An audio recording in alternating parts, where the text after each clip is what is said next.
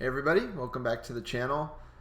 I just want to take a minute, again, thank everybody who's been donating, who's been contributing to this. It's really meant the world. It's made it so much easier to kind of keep going forward with this on a daily basis.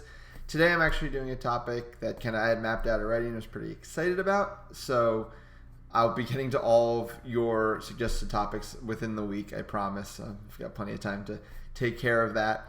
In the meantime, if you guys want to like and subscribe, it'd be greatly appreciated. I also want to shout out really quickly Kieran Collier, who is now doing Quidditch strategy articles on Medium. I know some people are more reading learners rather than visual learners.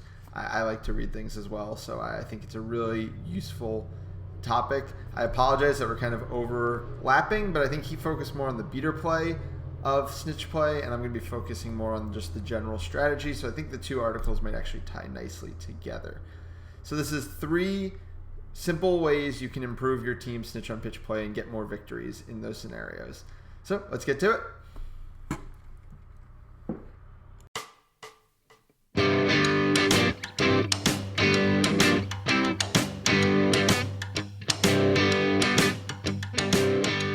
So as I said, today we're going to be talking about snitch-on-pitch strategy, and I want to kind of start with a generalized discussion about it.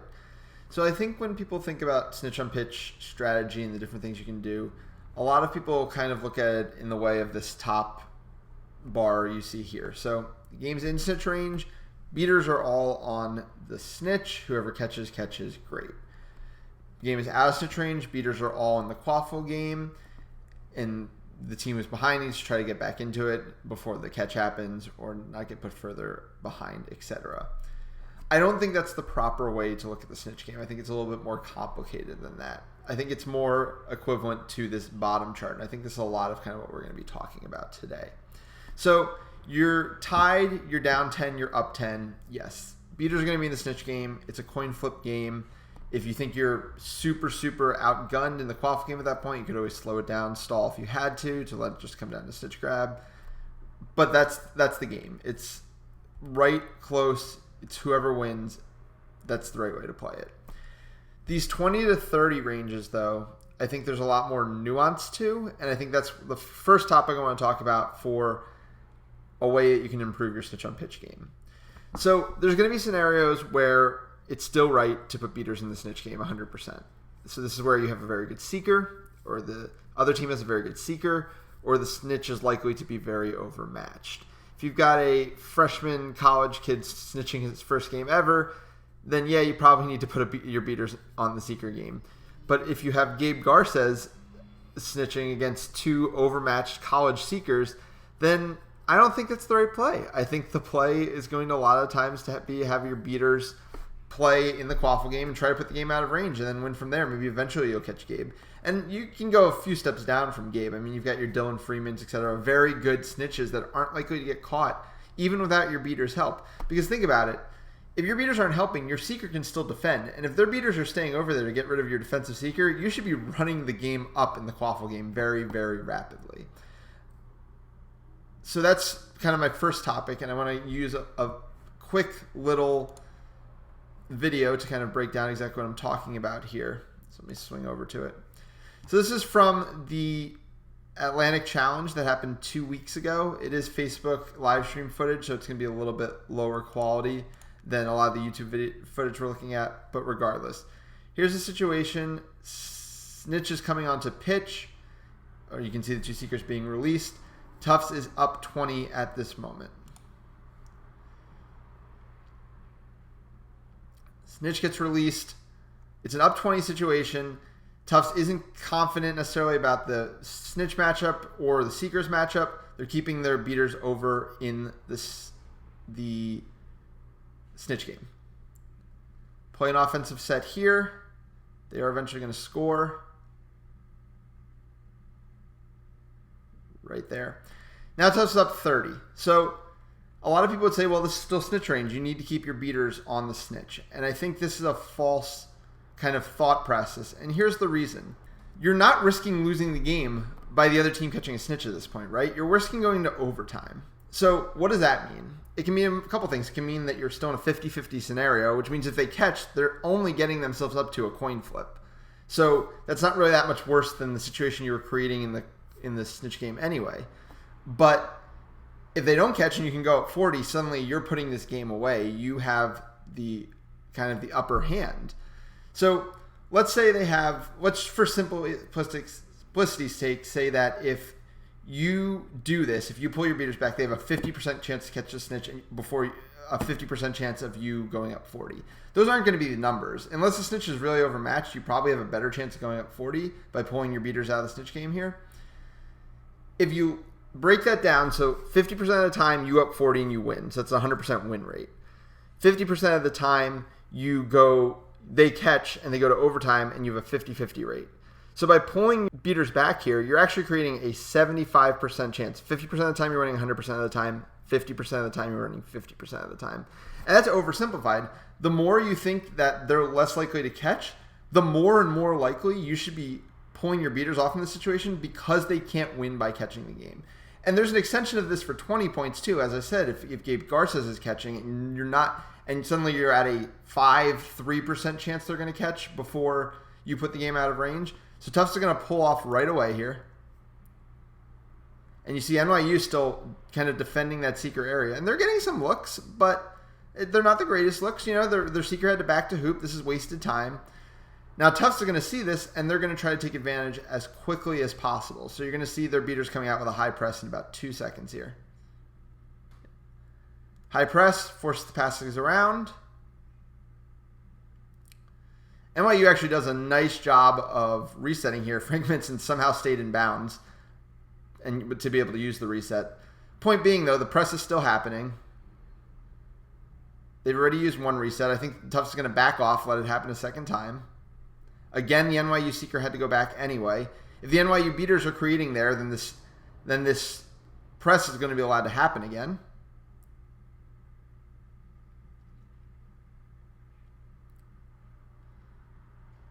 Tufts this time actually forces the turnover, immediately looking to break. This is all time-sensitive material. You have to go for your goals quickly.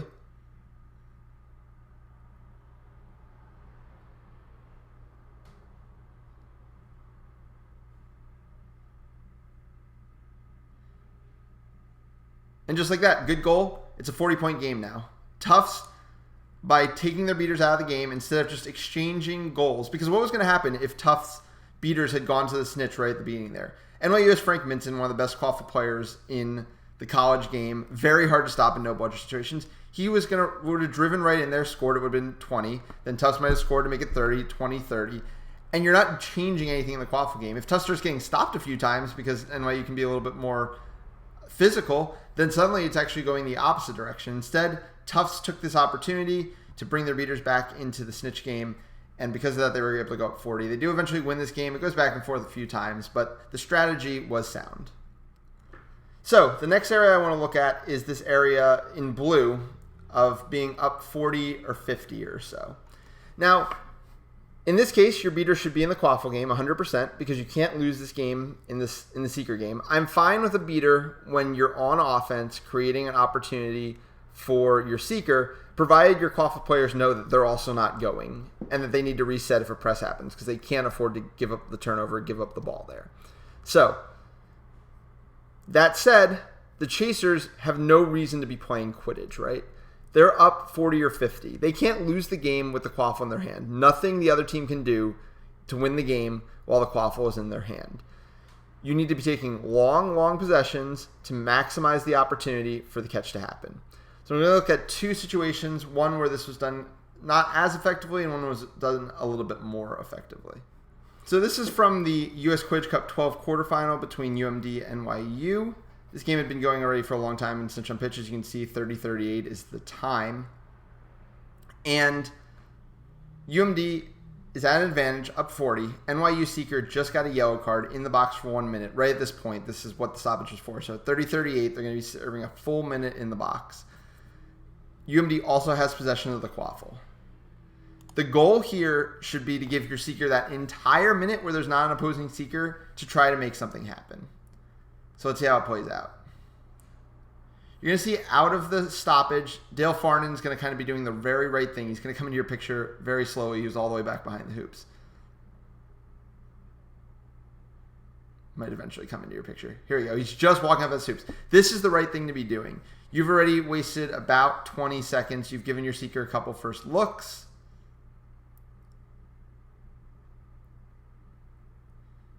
And now he passes over to Mac Morgan. And this is where things go wrong because there's going to be a missed beat here by NYU right there. And at that moment, your seeker is now about to get a lot of free time with the snitch. All you have to do is not press it. Again, you can't lose the game while the quaffle is in your hand. This is the opportunity to stall. This is the opportunity to use a reset. All these things can happen. Instead, Morgan's going to push it here. Throws an iffy pass, which was not a high percentage pass. Again, if maybe someone's staying wide open next to a hoop, sure, throw them a pass, let them score. He gives it up. Frank Minson, who's in the last clip as well, immediately pushes the pace the other way. The beaters are out of position, again, because you forced that for no reason. NYU scores to go up 110. They've done this before their seeker has even come out of the box. This entire sequence took less than the 1 minute that UMD should have been killing time to allow their seeker to make a catch. The Snitch was even one-handed in this situation. And then because of all this, in about 2 seconds, Snitch is going to get caught to force overtime. And NYU is eventually going to win this game. Right here. So, you're up 40. Especially in all these extra scenarios, the snitch is one-handed, they don't have a seeker, and you have the quaffle in your hand. You do not run an offensive play. You do whatever you have to do to stall time. The sequence from when we restarted play to when NYU caught to force overtime, from down 40, all took, I think, about 1 minute and 20 seconds. That is not the proper thing to be doing if you're UMD. A counter example here, I'm going to show you from a spring Massachusetts Quidditch Conference matchup between Tufts University and Harvard. At this point, Snitch-on-Pitch. You just can't see it yet. Harvard is plus 40, and the quaffle is right here. The Harvard chaser has it on the ground. 23-25, because we don't have a scoreboard to go off of this time. 23-25 is the time. And we're going to see just how long this Harvard possession can happen. Very, very slow walking from Harvard. Everything you want to see.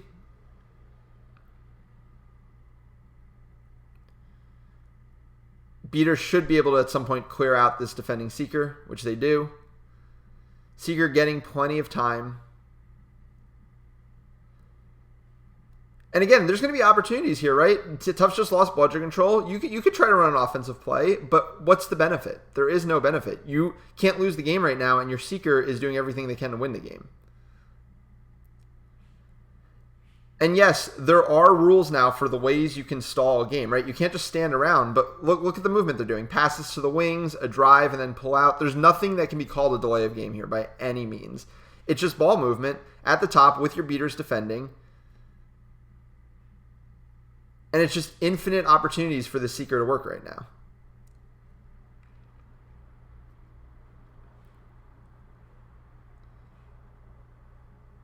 Now, Tufts at some point could push their beater, and maybe at that point you do have to do something to create a goal, but your beater should be able to control even for that.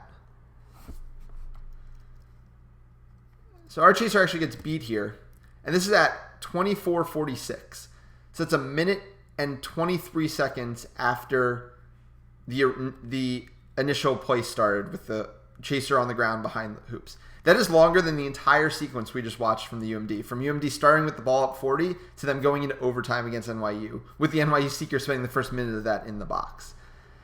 That's relevantly different because Tufts is never going to get another possession here because Harvard is going to catch. I think it's going to happen off screen. Maybe it'll happen on screen. Yep, right there. So Tufts never gets another possession, which is one less possession than NYU got, which is literally the difference in winning and losing a game. All that said, I still critiqued our player after the game for that drive he made that resulted in the turnover because he should have been able to keep that possession going for another minute or so. Tufts had no way to force that turnover other than him driving too deep into the zone, kind of the way UMD did. And honestly, Tufts almost got a chance that they probably shouldn't have even gotten in this situation.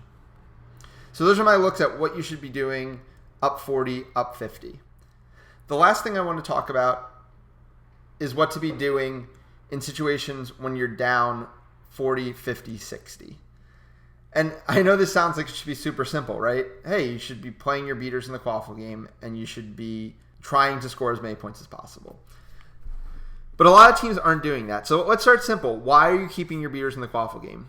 Sure, the other team can catch to win the game. I understand that. But if you don't keep your beaters in the quaffle game, you're never going to have a chance to win.